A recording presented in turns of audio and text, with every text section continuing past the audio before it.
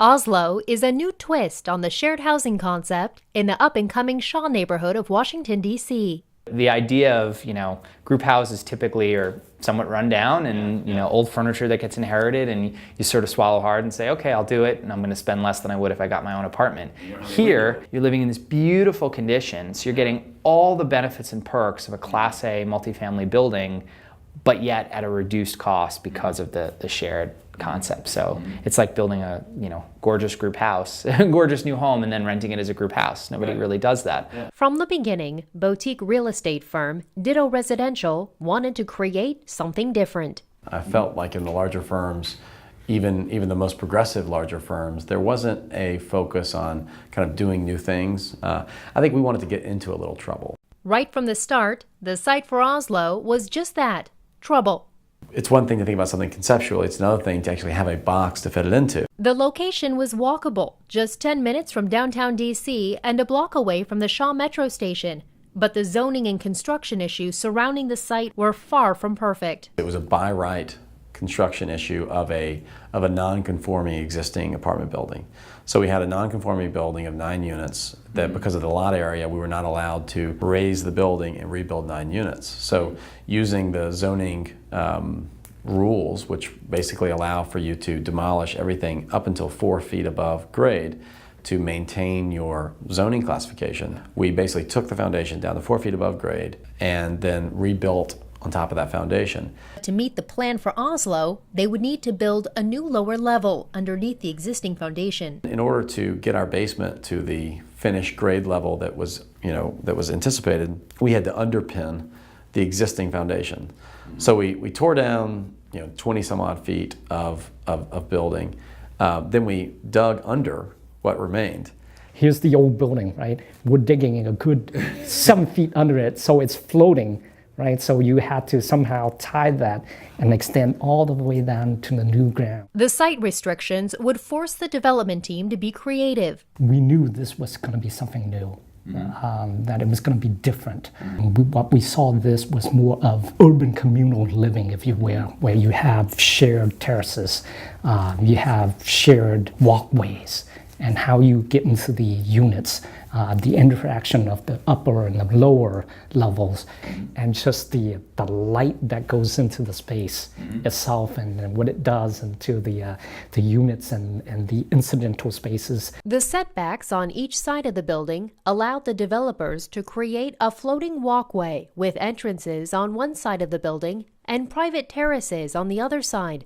The building also has windows on all sides. Every single room, except for closets, right, have windows. The building would stand out, but it was important for it also to fit in with the surrounding neighborhood.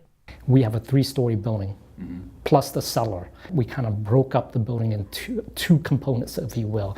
You got the base and you got the top. The curtain wall for the building is a key feature of the design. They had never worked with the material before, and installation issues delayed construction.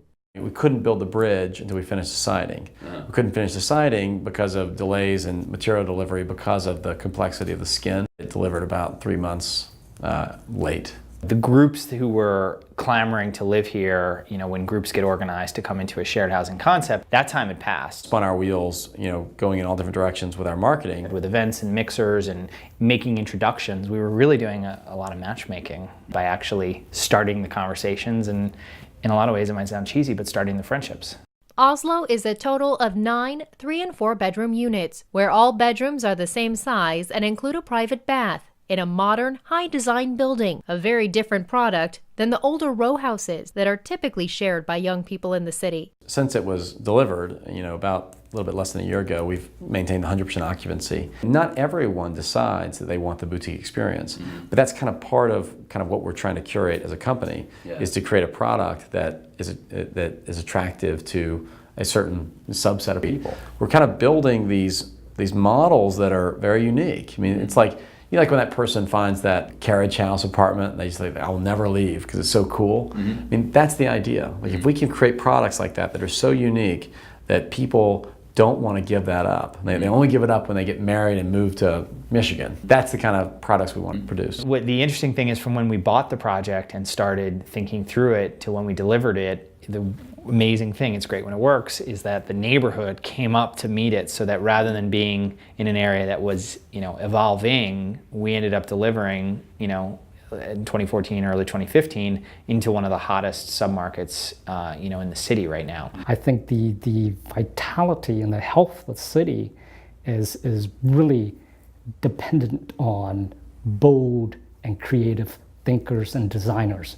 And what I've learned from this whole process is that if your investigation and if your process is thorough and sincere and dynamic, in terms of what we're doing, being bold and being creative is not a risk. Every single building that we're building right now is built to the level of Oslo from an architectural perspective. So we're placing in the midst of these great neighborhoods of Washington, modern residential buildings that I believe can be transformational to kind of the direction of development in Washington.